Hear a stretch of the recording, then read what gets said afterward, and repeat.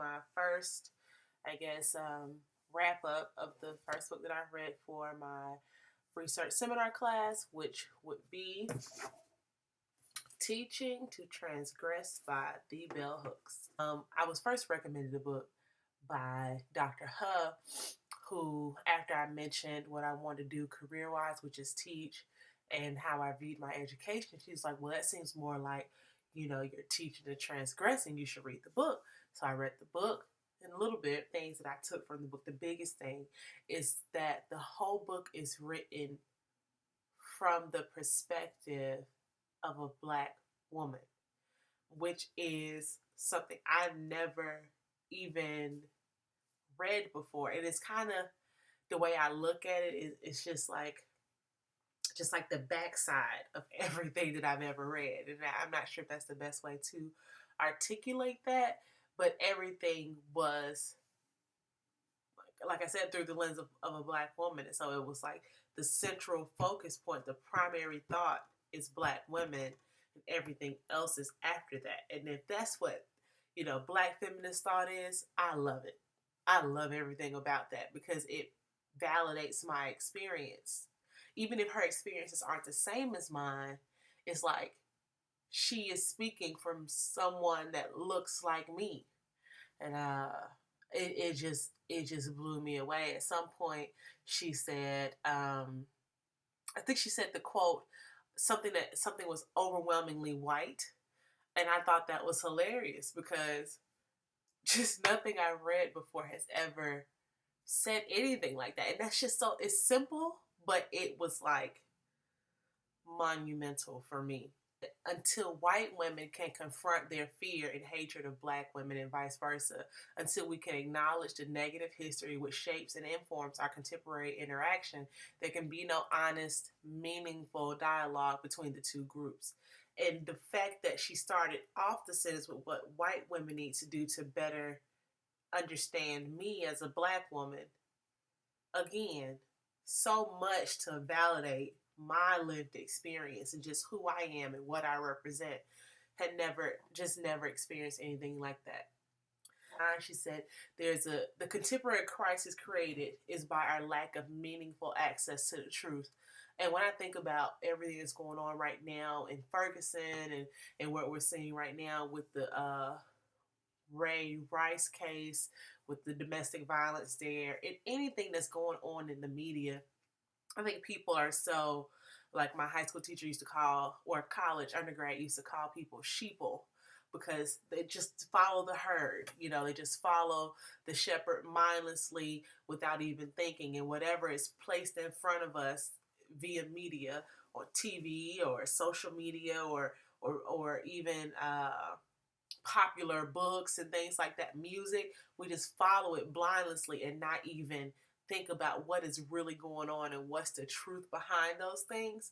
Like Ferguson right now is an afterthought. It's not in the media anymore. No one's posting things on Instagram and Facebook. Like it's only because media has moved on to the next tagline. And so I just thought that was so poignant because this book was written in 94, of social media then. In 94, I think I was 9. Is that right? I was 8. I was 8 in 1994. So now in 2004, 2014 rather, just to think that the same thing is going on, but it's heightened. I believe it's heightened. She talked about tokenism a lot, and of course I've heard, what it means to be a token. I think in some cases, especially in high school, I would be considered a token, but she talks about tokenism and about doing things just for the sake of doing them because we feel like, we have to have some kind of surface level multiculturalism or some kind of surface level diversity, which is what I felt was a lot of what I saw at Georgia Southern University, where not necessarily at some point right before I left Georgia Southern, thus when I start to see that kind of tokenism, like, well, let's just do these things for Black History Month because we have Black students here and it's February, so let's just do that and let that be the time where we honor Black people. And in October, let's talk about, LGBTQ things, because that's the time that we're going to celebrate that. In November, let's talk about Native American history. It was just like just doing it for the sake of doing it. But are we really getting at true multiculturalism? And my answer to that will be no. And a Native informant, tokenism and Native informant were things that really stood out to me that I had related to, but I never had a term for. A lot of times now in my friend circle, I find myself being the Native informant for anything that is queer or LGBTQ, because a lot of my circles, I'm the only person that is openly queer, openly identifies as anywhere on the spectrum of LGBTQ. So now people like, Michelle, is this what, your people do? And it's interesting to have that marginalization within my own community, because I'm Black and it's Black people asking me these questions, but I have added another layer of my identity, which would be my sexual orientation. And now I'm sometimes used as the Native informant for the entire community. And that's a part of me that's still growing. So I can't always answer those questions and don't want to be put in a situation to do that. Talked about the relationship between Black women, white men, and white women. And so she says, Black women were viewed as a threat to the social status of white women. White women thought Black women wanted their lives, and since their men were, and I comment and say are, sexually obsessed with Black women, they posed a real threat. Then granted, I've never met a white man that overtly wanted to express some kind of interest in me sexually or otherwise. But if you look at anything in current media, you can see that the hypersexualization of Black women, and like Bell Hooks refers to as the obsession with Black women, especially the Black female form. Like when you look at all the way back to Hottentot Venus, and the same thing going on now, it's just still very prevalent. And to think that power dynamic still exists in some ways. I haven't had a lot of interaction with with white women, rather. But it's mostly because of the preconceived notions I have of white women and how I think they perceive me. Is the looking glass theory. I'm not who I think I am. I'm not who you think I am. I am who I think you think I am. And so I just think that's so interesting that those dynamics still exist. And I try to find, those thoughts in my mind. And it's always been with most of my educators who were white women. And I find myself, especially when I was younger, being silenced just from not knowing how to interact or communicate with white women. But talking about the damaging effects between the Black female mammy and the servant and the white female employer relationship, I just think that is so important. And when she talks about just small things or what we perceived as small things, but a Black woman working in a white woman's house and a white woman showing off a dress that she bought from, Riches or Macy's or whatever. And just not even, or maybe overtly doing it, knowing that Black woman can't afford to buy that dress or is not even allowed to go in that store. If she can't afford it, she's not allowed to go in that store and purchase that same dress because of Jim Crow laws or discrimination and segregation and things like that. But that little things like that just nicking at the relationship between Black women and white women. So one part that I did want to mention where she talks about women in general assuming powerful positions and then relying on conventional paradigms of domination to reinforce and maintain that power. So I read a book when I was a business major at Savannah State University called Nice Girls Don't Get the Corner Office. And pretty much it was giving women tools to be successful in the workplace. And those tools were mostly to mimic the behavior of men, saying that if you behave like a woman, you will not get the corner office, which means you won't get promoted. You won't reach a certain level of success within business because things you naturally do as a woman, be nurturing, put candy on your desk, put pictures of your family on your desk, things that are, I guess, maybe inherent to some women will not ultimately help them be successful. And I I loved that book when I was an undergrad and I was a business person trying to, work up the corporate ladder, and I was being taught everything to be successful as a Black businesswoman, and how to navigate that field and navigate that wilderness and be successful. But in hindsight and now thinking about it, it's just perpetuating the thought that what I do as a woman is wrong. So let me adopt the behaviors of the patriarchy. It's just language, yet I needed to talk to you. Um, and then she says, standard English is not the language of exile. It is the language of conquest and domination. In the United States, is the mask that hides the loss of so many tongues. Wow.